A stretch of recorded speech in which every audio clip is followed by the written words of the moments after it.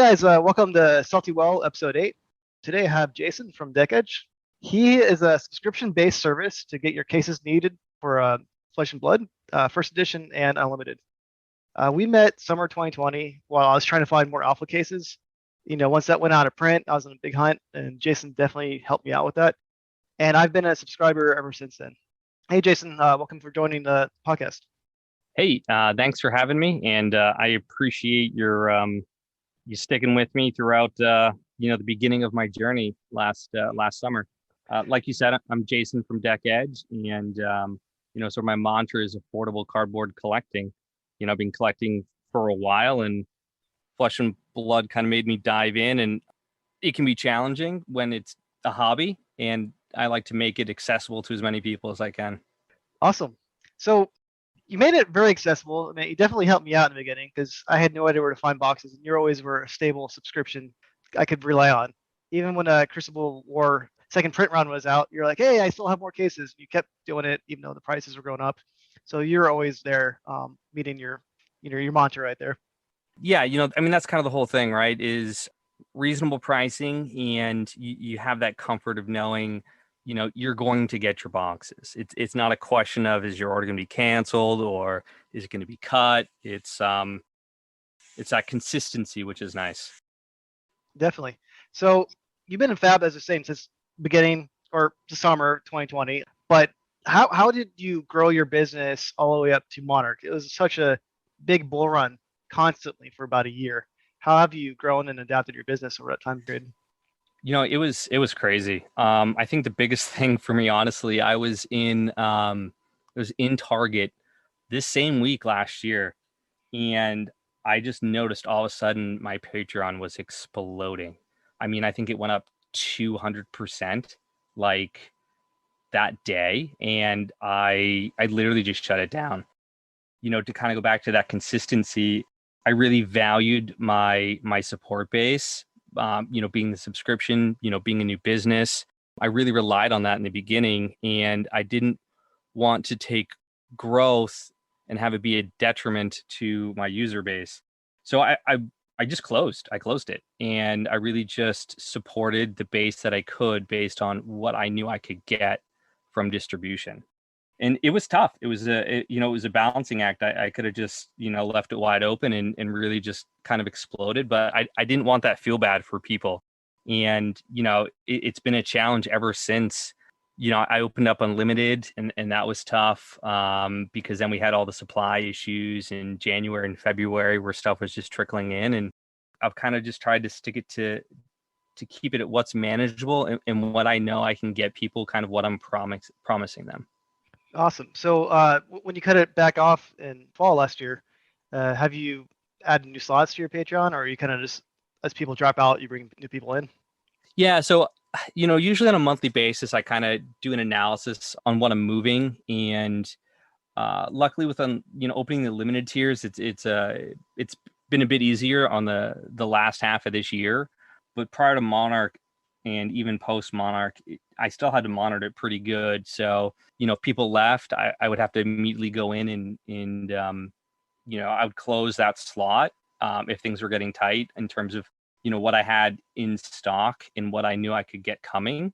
I tried to keep at least, 10 to 15 cases on hand. So if, I had to run on boxes or something, I could support based on what I knew, what I might have coming in for that month or the following month. Awesome. And then so with Monarch, we had tons of expectations. Flesh and Blood was growing rapidly. The prices had no end in sight. It's insane. It was definitely insane. And then also Monarch comes out, couldn't get any boxes. I mean, you definitely followed through on it, but then some companies held back quite a bit and recently started dumping on the market. But how have you adapted DeckEdge? So you had the big bull run, and now you have the pretty steady run right now, Monarch, Tales of Aria, and all so forth. How have you adapted your business since then? Yeah, I mean, I have a little bit, for my core set of people, I keep the price at, within map for the first edition boxes. And then if I have extra, or if I have what I can, I'll offer it, to my unlimited tier at, better than market rates. I mean, even with Monarch, I think I did pre-releases at like 250, which was still, I mean, that was an amazing price even then, based on what everybody else was selling for. But I mean, you just had no idea what the market was going to do. And, the game being so new, I still don't think we know where those boxes should be at. And so that's tough. So I've definitely spent a lot more time kind of monitoring what boxes are, even with like TOA release. I've never done this before, but I literally pull down data every week so I can see what sales volume looks like from TCG Player. Because it's one thing to say, it's top of the charts, because that goes by dollar amount. What I'm looking for and what I think is more interesting is what's the velocity of the sets selling. Because for me, I think that's kind of a better indicator from my business on how sets are doing, not just tails, but across the board. I'm more interested in how many boxes are moving on average per day versus what the total dollar amount is. And do you use that data to help forecast how much you want to buy for the next set, or how do you use that data? Yeah, I use it how much I want to buy for the next set, how much I want to pull in of inventory, based on what I know the distributors have or how much they have coming. I mean, a lot of people were saying, Arcane was kind of like out of nowhere. You could never get boxes. I could get boxes for, months. I could call up anytime and get boxes from my distributor. So, I just think people were kind of sleeping on that and just kind of, once they got the announcement, they were scrambling to get boxes and there were just none to be had. So, I think by looking at that data, with CRU and not Arcane, Arcane was tough, but I have a lot of open orders in, probably way before, many people. And I think looking at that data has helped me set me up to be in good positions on all of these items. Got it. So were you constantly selling unlimited throughout the whole year of WTR, ARC, and CRU? I have, yeah. CRU, I had a small stint where, I just didn't have any, but it's been steady. A lot of my user base is, based on my system with Patreon and just local people. A lot of them are really just kind of first edition because I offered at such affordable price. They can get the quantity they want. There's not like a ton of incentive to get unlimited. But if they have holes in their collection and it's easier to pick up some unlimited boxes, or maybe they want to pick some up so they can trade back into some first edition holes in their sets. I think that's what like a lot of people will do. Well, I mean, I found at least for the first three sets, I did it for ARC and WTR in the beginning, is that you didn't necessarily want to play with your first edition cards anymore. Yeah. I then changed my mind and started playing with them. I was like, all right, I've already played with them. Why take them out? But my first thoughts was with unlimited. I'm like, okay, well, the first edition cards are too expensive. I might as well get unlimited to play with. But going forward, I plan on just playing first edition only. It's funny because, being a collector, I'm just like, oh, I'm going to collect the first edition. And I was like, well, I don't want to play the first edition, kind of the same thing. So then I started picking up unlimited for the cards that I didn't want to play from first edition. And now I'm, collecting master sets of both. So I'm like, well, that didn't work out very well. Now I'm spending more than I had intended to from the get-go. Yeah, but you never know how things work out. And then it came out unlimited. I mean, went out of print like sooner than I thought it was. So really surprised to hear that first out of print. Then ARC followed. Like, okay, well then seems like WTR is going to come out next any day, any month. Who knows? But yeah, with that, I didn't do master sets of those, but I do play the legendary pieces from the first two sets. Easier than carrying slabs around wherever I go. Yeah, absolutely. But so there's been a lot of news lately, especially with Everfest. 2 other unknown sets come out next year. But what are some positive aspects that you see coming into Fab for 2022? I think 2022 is going to be Fab's best year. I really do. I mean, if we look back at this year, you have, September, and I don't think a lot of people talk about this, and I think it's highly overlooked. Tails was the #1 seller on TCG Player, and you had Innistrad Midnight Hunt come out. I believe it was the same exact day, right? And Fab outsold that. Now TCG Player is just a glimpse of the total pie, but it is the largest third-party sort of resale market. And so I think that's a really strong indicator of how well the game is doing. I mean, even October, Tales of Aria was, as expected, dropped, right? Dropped to number 9, but Innistrad fell all the way to, 22, and Magic's own set from August outsold the brand new set. So I think that's just a testament of how strong the fab market is, right? And then you even had back in May where Monarch outseeded, Modern Horizons 2, which is probably hands down one of the best Magic sets in, I don't know, the last couple of years, to be honest. And, that's massive. And a lot of people in Fab, think, Monarch and Tails are just, kind of, they're pretty good sets. And I think that's just because we don't have the full picture yet of where James is going with the game. And I think as more sets come out, I think we'll find that Monarch and Tails become better. And so I'm really looking forward to see what happens in 2022, kind of just based on those 3 sets of information. And that's why I think it's really going to be the strongest year. Yeah, that's awesome. I mean, I'm really excited to see the player growth too. I mean, I always mention this on the podcast, but I started the Seattle group, and every week we have new members joining too, and they're excited to play a game. They're like, oh, what decks do I need to buy? What sets do I need to buy? And Yeah, so you constantly have people growing organically, locally, and nationwide, and the world now too. absolutely. And, I think you'll start to see a lot more growth, OUS. And I think that will really help propel the game forward even more than it already is in the US. Any negative or concerns you have for 2022 for Feb? I'm a little concerned with, Unlimited. Personally, I'd like to see it released a lot later than first edition. But I think, outside of that, I think they're both still, first edition limited. I think they're solid sets. And I think the model's working. I think the data and the users, I really think they're showing that the model that they're working off of is working, and it's being successful. So I think as long as they just stick to, what they know and what they're executing, and they can execute it successfully, I think we're going to be in great shape. I'm definitely curious on all the print run sizes unlimited.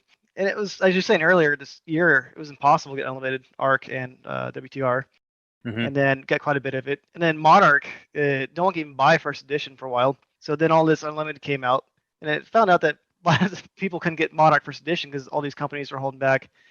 Team Covenant held back quite a bit. They just released I think 1,000 boxes recently. I'm like, oh Yeah. wow, all these big stores are holding back Monarch. So it was challenging. So I think LSS is having a little learning curve of how much unlimited to release, how much to release and when to hold back. I think Rudy's even saying that the TOA, I'm not sure about for you, but TOA has been unlimited harder to get, or they're releasing much less than it has.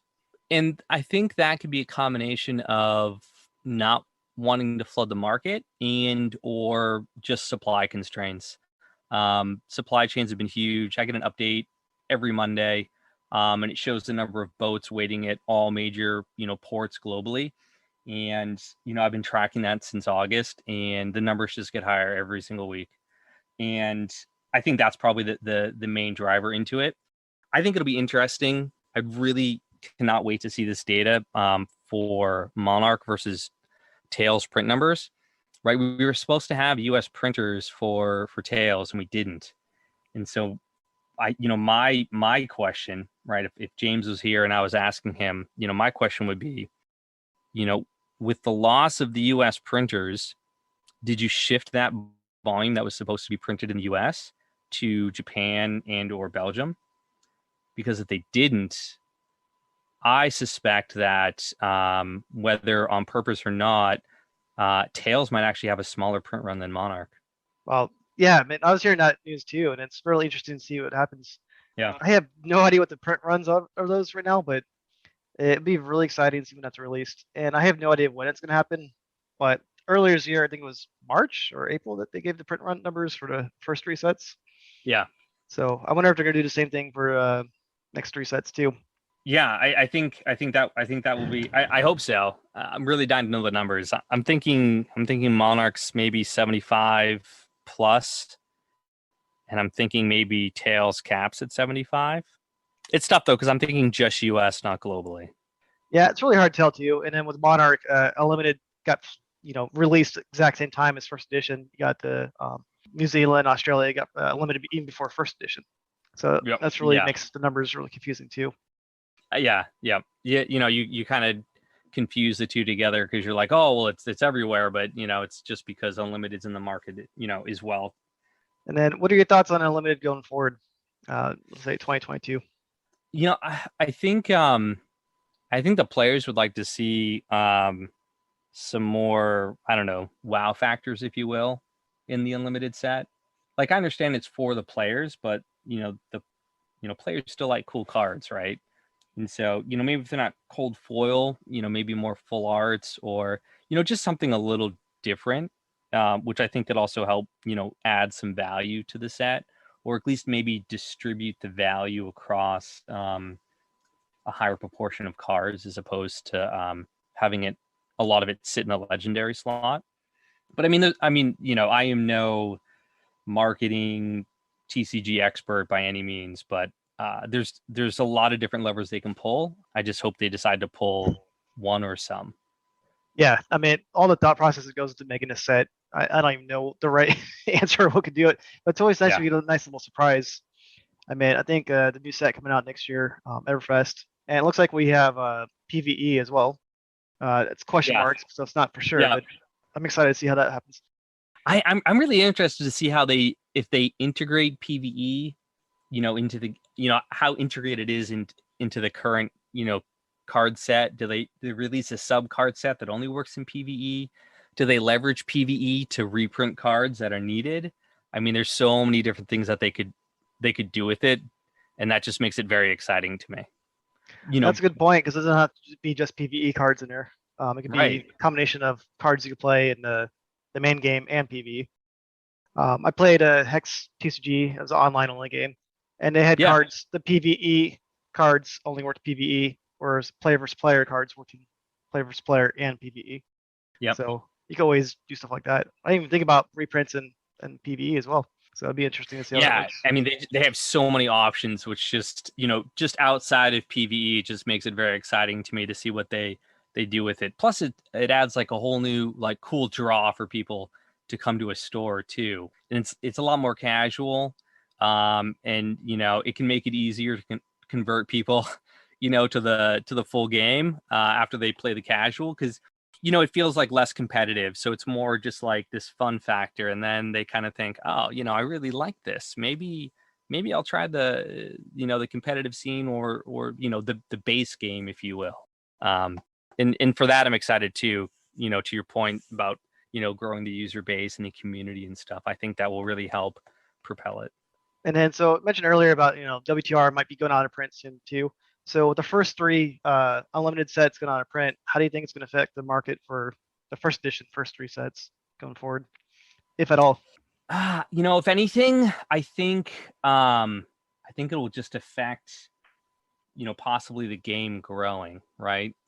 If you come to me and you're like, hey, I've been hearing about Flesh and Blood, how do I get in? Where do I start? And my only answer is going to be, well, buy these singles, or buy this Blitz deck, and then here's the latest game. And I don't know, I'm on the fence with that, right? I mean, you can't print something forever. I mean, you can, but it just doesn't financially make sense. And like anything, you have to end it at some point, and it's always a tough decision. And so, it'll be tough when they finally rip the Band-Aid, right? Like, I think it's the last set that they're gonna OOP soon here, and it's kind of like it's the first set that I played, and it'll be interesting. It'll be a different dynamic that I'm not necessarily ready for to really have that conversation with new players. Yeah, I mean, most of the new players I meet now get into newer sets. I haven't talked about how they got into WTR, ARC, CRU, so I don't have those same conversations you have. Yeah. Well, it'd be interesting. So me and you both are playing WTR, but newer players will have to get on a new set, so it's a whole new experience for them. So it'll be interesting. So hopefully it's that small piece is kept in mind in the next base set. So it'll be easy enough to kind of throw someone into the foray, if you will. Yeah, so looks like there's 3 sets released in the first 2 quarters. One of them's question mark, so we don't know if it's set or if it's PV or how many do you think LSS is going to release next year? I think we'll see 4 main sets, but I think that will be, contingent on supply chain. So 4 main sets, is that including PVE or PVE separate? No, it would not. For me, that would not include PVE. All right. So wow, that'd be really cool to have that many sets, and that way people can stop complaining about Runeblade. Yeah, right. Yeah, stop those memes.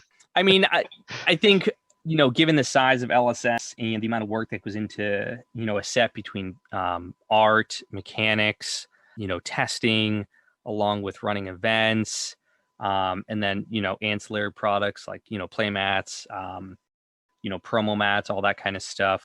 4 could be a lot.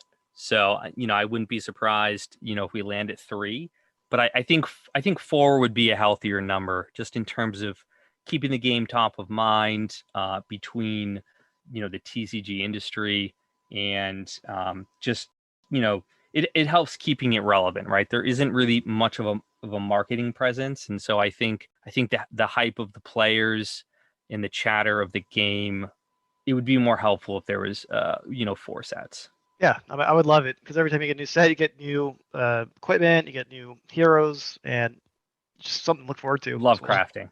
Yeah, exactly. And then so for collections, is what is your favorite set, and what is the favorite part of your collection? Oh, favorite set. I'd have to say it's not my favorite set, but it was probably one of my most memorable experiences. Was the first case of Monarch I opened. It was on stream. It was this one box, and it had the numbers printed on the opposite side of the case, right? So as I'm selling hundreds and hundreds of cases, this one case just kind of stuck out to me, and I'm like, I'm gonna keep this one for myself. And I opened it, and it had the legendary in it, and that was the first cold foil legendary I opened. So for me, that was a pretty special moment. It was very exhilarating. It's a cool high to kind of rip one of those. And so that was always fun. So I think one of my favorite parts of collecting is kind of chasing that first, Fable pull out of a new set. I had the same thing happen out of the first case of Tales that I opened, actually. And it's just a phenomenal experience. It's not quite the same when you open a rainbow foil. And so I think that's probably my favorite part of collecting is once you finally hit that Fable pull. It's just not the same when you buy one. No, you get a huge high off it. Hence why I open too many cases myself. Yeah, I mean, it's just awesome. I mean, I can't think of any other game, right? And I've played a ton of them, and I have not had that same feel for opening a card out of a booster box as I have, pulling a Fable out of a Flesh and Blood box. And is there like a favorite card you have in your collection? My favorite card. Oh, that's a good one. I really like Mask Momentum. That's one of my favorite cards. And I did, unfortunately, I had to trade for one. But I think that's probably my favorite card. I know it's, I would have to say Mask. Yeah, the artwork's fantastic. And I'm a little biased towards that too, because I main Ninja. So yeah. Ninja was my jam for a while. Absolutely. So Jim always used to message me whenever he pulled a Zen State. I love that card too, from CRU. So that was always funny. Yeah. So I want you to give a quick plug to your channel, either like a Discord, you got a YouTube, and your website. DeckEdge.com is my website. Again, affordable cardboard collecting. The main product I carry is Flesh and Blood, and then I'm also, slowly branching out. It's a lot more challenging due to COVID to get more product in, but I'm also working on increasing my allocation for Pokemon. I am selling MetaZoo, and I'm a player too. If you need something, just reach out to me on my Discord. Also DeckEdge. Always on, always reading messages and answering people. It's a very lighthearted lighthearted Discord channel, which is nice. And then I sell, accessories that I believe in and use myself for my collection. If I don't believe in the product, I'm just not going to carry it or sell it. If it's something that you want to get, you can get it somewhere else. These are things I've been using and hammering out, over the past 10, 15 years. And if it's a solid product, I'll try to carry it. Cool. And so to shop with you, do they have to be part of Patreon, or can they go to your website without being a member? Yeah, no, anybody can purchase from the website. Absolutely. And then, Patreon, you get some extra benefits. Again, you get that peace of mind for any sort of new fab set or product. I don't want to say guaranteed, but it's an extremely likelihood, as you could test, that you're probably going to get what your limit is for ordering for that set. And then also you tend to get discounts on anything that you might see on my website. In addition to my great pricing, usually be able to get things at even lower prices. So, And if someone's trying to get a Patreon from you, when is the best time to see if there's an open slot? The first of the month, in case anybody drops. It's usually just unlimited slots, but again, I will be making changes here in the next couple weeks as well. So there'll be some changes to the slots. So definitely a good time to check that out. Would probably be the first week of December. Awesome. Well, thanks for coming on, Jason. Yeah, it was a pleasure, and hopefully we can do this again soon.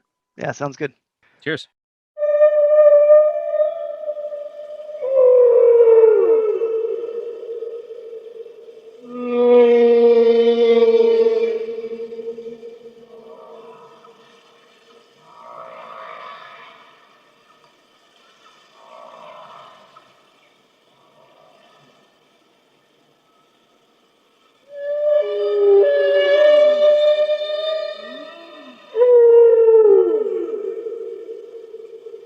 Yeah.